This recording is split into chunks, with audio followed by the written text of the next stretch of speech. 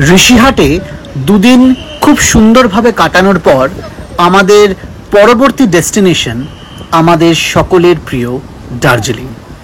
ঋষিহাট থেকে মোটামুটি 12 থেকে 15 কিলোমিটার দূরে হলো ঘুম। ঘুম স্টেশনে কিছুক্ষণ সময় কাটিয়েই সম্মুখীন হলাম দার্জিলিংয়ের সেই ফেমাস ট্রাফিক জ্যামের।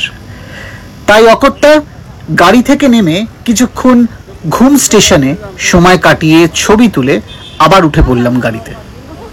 আমাদের নেক্সট ডেস্টিনেশন ঘুম মোনাস্ট্রি। ঘুম শহর অর্থাৎ দার্জিলিংয়ের গেটওয়ে যেটাকে বলা যায়, তার শুরুতেই অবস্থিত হলো এই সুন্দর ঘুম মোনাস্ট্রি। বহু পুরনো এই মোনাস্ট্রিতে এখন কাজ চলছে, তাই জন্য ভগবান বুদ্ধের দর্শন হলো ঠিকই, কিন্তু ঠিক সেভাবে হলো না যেভাবে আমরা অন্যান্য মোনাস্ট্রিতে দর্শন করে থাকি। ওভারঅল বৃষ্টির মধ্যে ঘুম মোনাস্ট্রিতে দাঁড়িয়ে সবাই মিলে গল্পগুজব করতে করতে ঈশ্বর দর্শন আর প্রকৃতি দর্শন ছিল বেশ সুখপ্রদ।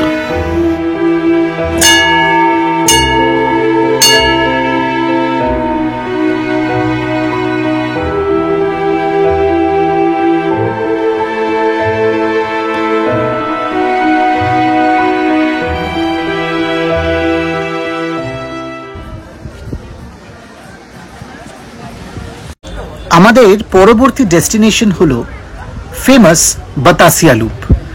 দার্জিলিংয়ে এলে আর কোথাও যান বা না যান, বাতাসিয়া লুপ কিন্তু আসা একদম ম্যান্ডেটরি। এখানে ঢুকতে জনপ্রতি 50 টাকা টিকিট লাগে।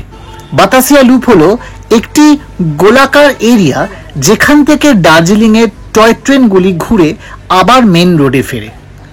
তো আমরা এখন বাতাসিয়া লুপে আছি। তো মাঝে মাঝে ঝিরি ঝিরি বৃষ্টি হচ্ছে, কিন্তু আমাদের তো থামানো অসম্ভব, তবে অতটা অসুবিধাও হচ্ছে না। একটু কমেছে। তখন খুব জোরে বৃষ্টি পড়ছিল, এখন বৃষ্টি কমে গেছে। ওয়েদারটা খুব ভালো।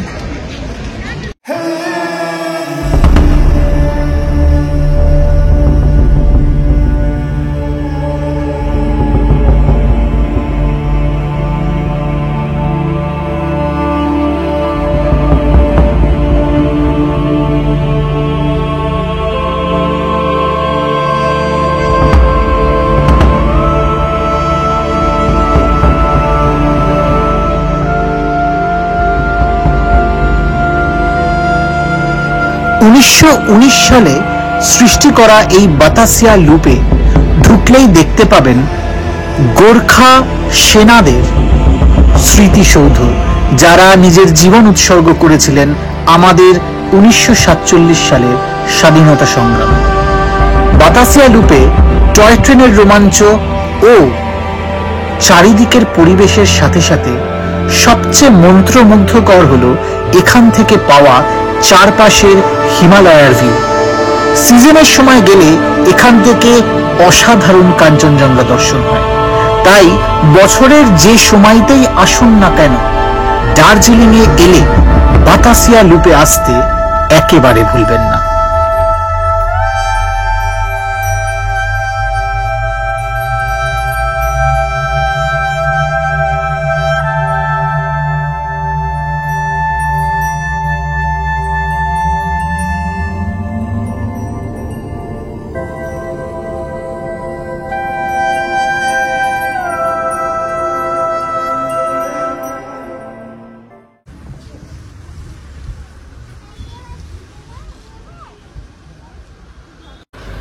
আমাদের পরবর্তী গন্তব্য হলো দার্জিলিংয়ের চিড়িয়াখানা।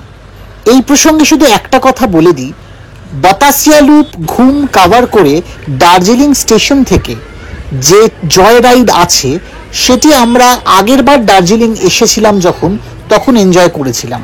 সেই ভিডিওটির লিঙ্কও আমরা ডেসক্রিপশন বক্সে দিয়ে দেব আপনাদের রেফারেন্সের জন্য। তো আমরা চলে এসেছি দার্জিলিং জুয়ের কাছে। এখান থেকে 5 মিনিট হাঁটতে হবে, ওপর দিকে উঠতে হবে জুতে যাওয়ার জন্য। পরিবেশটাই দারুণ, পুরো মনে হচ্ছে জঙ্গলে যাচ্ছি। আমাদের একটু লেট হয়ে গেছে, এখন 3:30 বাজে। শুনছি নাকি 4টে টিকিট কাউন্টার বন্ধ হয়ে যায়। টিকিট কাউন্টার বন্ধ হয়ে যায় নাকি জু বন্ধ হয়ে যায় 4টে, সেটা আমি জানি না, দেখা যাক।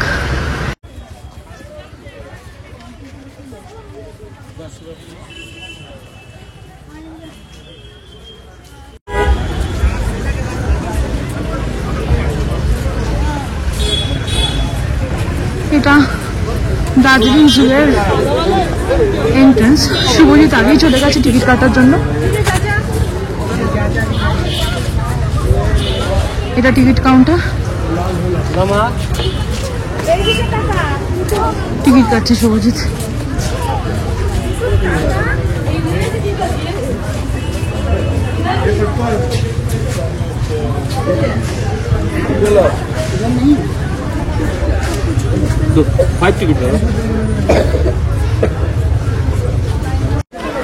সবচেয়ে আমরা যেটা দেখতে যাব, যার জন্য এই জুতে আসে, সেটা হচ্ছে রেড পান্ডা। তো এখানে অ্যারো দিচ্ছে রেড পান্ডা ডান দিকে, তো আমরা ডান দিকে যাবো। চলো চলো চলো।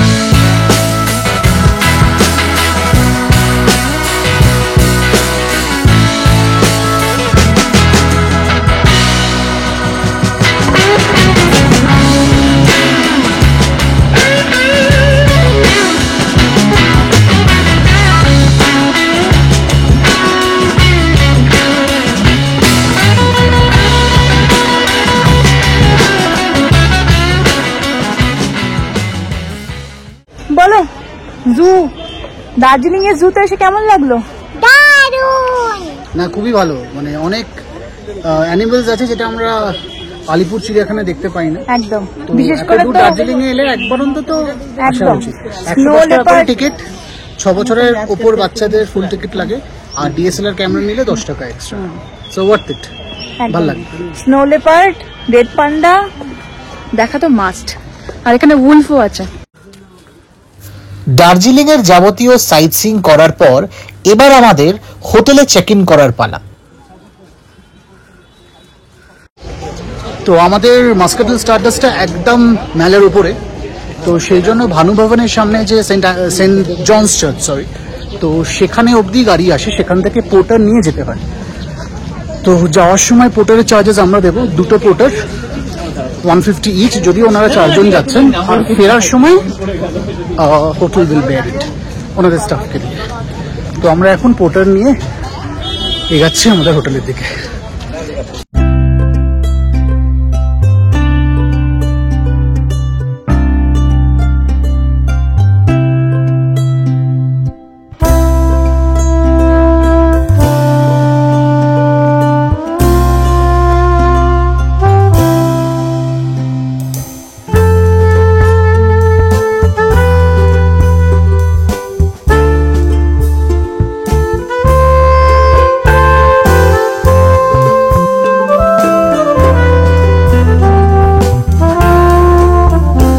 ম্যালের উপরে অবস্থিত একদম নতুন প্রপার্টি হলো এই হোটেল মাস্কাটেল স্টারডাস্ট। মাস্কাটেল কিন্তু দার্জিলিং এর একটা বেশ প্রতিষ্ঠিত গ্রুপ অফ হোটেলস, এবং নর্থ বেঙ্গল ও সিকিমের বিভিন্ন জায়গায় ওনাদের অনেক প্রপার্টি আছে।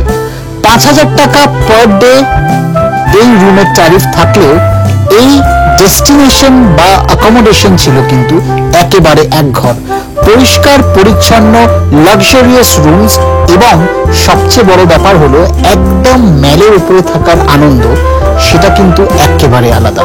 আর দার্জিলিং এ একটা কথা মনে রাখবেন, এত বেশি কনজেস্টেড যে ভিউ কিন্তু সেভাবে পাওয়া যায় না, তবে এখান থেকে জানলার ভিউ ছিল একবারে মনোরম। চেক ইন করেই আমাদের লাঞ্চ করার পালা ছিল। আমরা ম্যালের ওপরে উঠেই পৌঁছে গেলাম হোটেল ফিয়েস্টাতে। হোটেল ফিয়েস্টা কন্টিনেন্টাল একটা ক্যাফে কাম রেস্টুরেন্ট, যেখানে খাওয়ার বেশ ভালো।